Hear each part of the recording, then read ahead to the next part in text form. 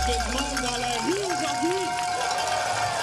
Lors de son conseil fédéral mercredi qui avait lieu à Trois-Rivières, le syndicat des enseignants et enseignantes du Québec a profité de l'occasion pour venir manifester devant les bureaux du ministre du Travail, Jean Boulet. Que ce soit Christine Fréchette, François Legault, on est encore aux prises avec la même CAQ, les mêmes ministres qui font exactement les mêmes magouilles encore. Leur objectif, c'est de dénoncer le sous-financement ainsi que les conditions de travail du milieu de l'enseignement.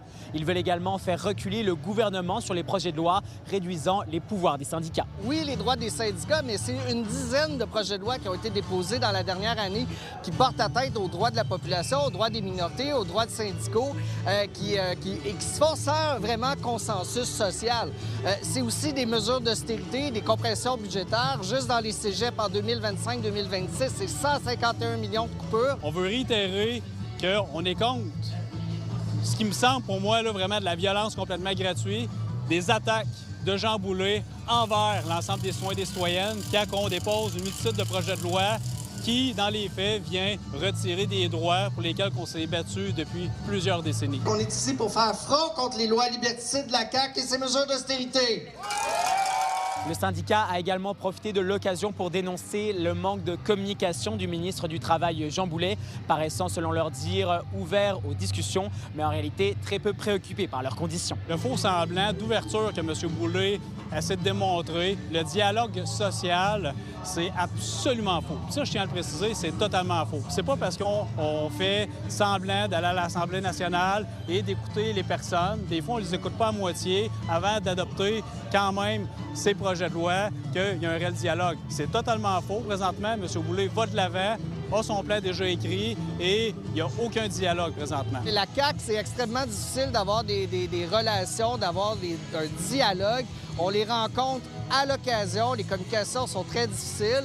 On a des ministres qui sont absentes, pour ainsi dire, notamment la ministre de l'Enseignement supérieur, qu'on n'entend pas parler, qu'il ne se passe rien, alors qu'elle a une responsabilité fondamentale de défendre son ministère, de défendre des gens qui œuvrent dans le réseau de l'enseignement supérieur. Manifestement, elle ne le fait pas. Elle ne fait pas le poids par rapport à ses collègues du Conseil des ministres. Parallèlement à celle de Trois-Rivières, une autre manifestation avait lieu à Québec mercredi matin devant l'Assemblée nationale. Les syndicats y dénonçaient le sous-financement du milieu de l'enseignement. À Trois-Rivières, Samuel Bideau pour Nouveau Info.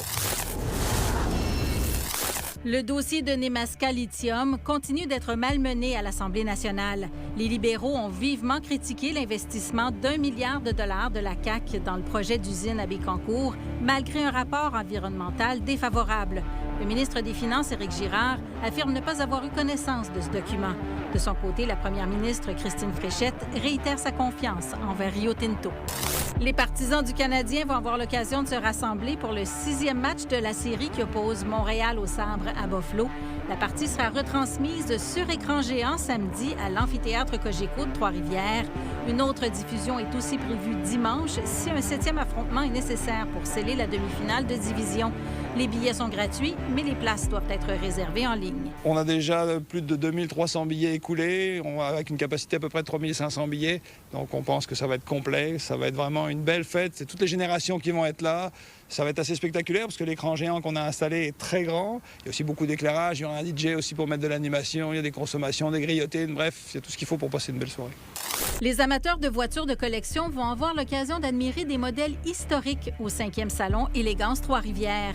Le 50e anniversaire de la victoire de Gilles Villeneuve au Grand Prix de Trois-Rivières en 1976 sera souligné. Sa monoplace, qui est l'unique voiture gagnante de Gilles à cette course, et sa voiture personnelle seront en démonstration les 13 et 14 juin. Les parents séparés qui recourent au transport scolaire du centre de service scolaire Chemin du Roi devront payer davantage l'an prochain. L'organisation va augmenter les tarifs pour les enfants qui possèdent une deuxième adresse de transport. En fait, le conseil d'administration, à la séance du mois d'avril, a autorisé l'augmentation de 119 vers le 200 $. Et l'an prochain, on va aller vers un passage à 275. Et par la suite, ce montant-là va être indexé en fonction de l'indice qu'on peut appliquer annuellement. Pour l'année scolaire qui est en cours, 293 demandes ont été faites pour le transport à une deuxième adresse. Et 70 de celles-ci ont été acceptées. Les demandes sont traitées selon les places disponibles dans les autobus. Pourquoi cette hausse de tarif? On a, parce le tarif avait resté stable pour les dernières années. Là, quand on regarde la réalité de notre transport scolaire puis l'utilisation des deuxièmes adresses, on veut s'assurer d'être vraiment une gestion rigoureuse de nos flottes puis nos autobus sur chacun des parcours. Malgré que l'enfant ne prend qu'un seul autobus à la fois, eh bien, sa place doit être réservée dans les 2 autobus. L'élève, je dois quand même lui garder sa place dans sa adresse initiale. Donc, je ne peux pas occuper à temps partiel la place qu'il n'occupera pas une semaine sur 2, par exemple, si c'est en garde partagée. Est-ce qu'on s'est inspiré peut-être de d'autres centres de services scolaires? Oui, l'ensemble des services scolaires ont, pour la plupart, une facturation de deuxième adresse ou de place disponible. Donc, on a regardé effectivement la courbe au niveau des facturations. On se situe dans la moyenne au niveau de la région. Et quand on compare avec les établissements privés qui chargent une deuxième adresse, là, on est la moitié du prix.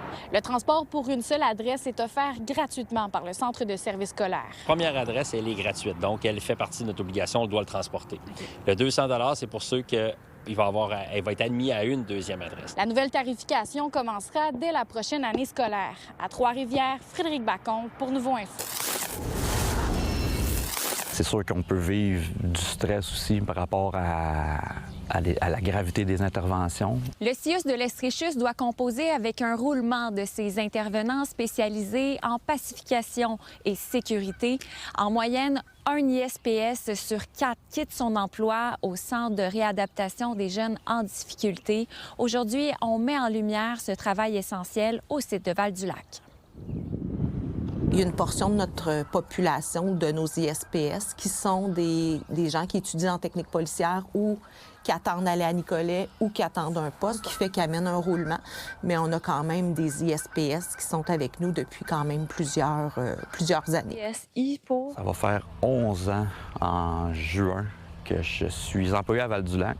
Parle-moi un peu de vos journées. On peut aller de la simple participation aux activités, comme on peut aller pour la pacification quand il y a une crise, il y a une certaine détresse sur certains de nos jeunes. Fait que c'est de s'adapter à ça. C'est souvent ça la plus grosse difficulté. Explique-moi un peu ton équipement. Pour intervenir, ça nous prend des outils. On a nos gants d'intervention, qui sont des gants de cuir avec du Kevlar à l'intérieur. Si jamais l'usager avec qui on intervient avait des objets coupants. Je ne vous cacherai pas aussi qu'on a une paire de menottes pour les ISPS qui sont formés. Pour pouvoir avoir sur nous des menottes et les appliquer, ça prend une formation. Puis on comprend que c'est vraiment dans du dernier recours, là, quand que la situation dégénère ou se maintient dans le temps. Pour éviter des blessures, soit pour le personnel ou pour les usagers. Donc, il y a des départs qui se font en raison d'une opportunité d'emploi. Mais sinon, qu'est-ce que vous rencontrez comme défi dans, justement, la rétention du personnel face à la difficulté de cet emploi-là? C'est un travail qui est quand même difficile au plan émotif. Donc, c'est pas donné à tout le monde de travailler auprès de cette clientèle-là. On a développé des grilles d'entrevue qui nous permettent d'aller vraiment cibler des compétences qui vont faire en sorte que ces gens-là sont beaucoup plus à l'aise de travailler avec la clientèle des jeunes en difficulté. Puis de l'accompagnement au niveau émotif également. Quand vous devez intervenir de façon physique, ouais. Il y a quand même des règles. On n'interviendra jamais tout seul. Les techniques qu'on va utiliser sont balisées, sont autorisées. On ne veut pas créer de douleur, stopper l'événement dangereux pour le jeune ou pour les autres. Tu vas nous faire une démonstration. C'est moi qui est volontaire. Alors, qu'est-ce que tu vas faire? Je vais procéder à un amener au sol.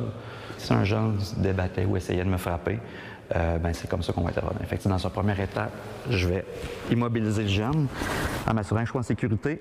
Par la suite, je vais descendre au sol. Fait que dans un premier temps, je vais reculer, je vais faire un pas et je vais tourner face au sol. C'est à ce moment-là que mon partenaire va arriver. C'est là qu'on va aller chercher les bras, qu'on va aller positionner l'usager en position de croix. Là, j'ai pas mal, mais je peux pas bouger. Qu'est-ce qui te passionne par ton emploi? C'est le fait de travailler avec des jeunes, c'est le fait d'y croire à ces jeunes-là. Malgré leurs difficultés puis leur passé, malgré leur jeune âge, c'est d'y croire, en fait. Participer, en quelque sorte, à leur évolution? Du mieux qu'on peut, du moins, oui, absolument. Au total, 119 ISPS travaillent au Centre de réadaptation pour jeunes en difficulté auprès de 136 jeunes. À Sherbrooke, Alexandra Paré pour Nouveau Info.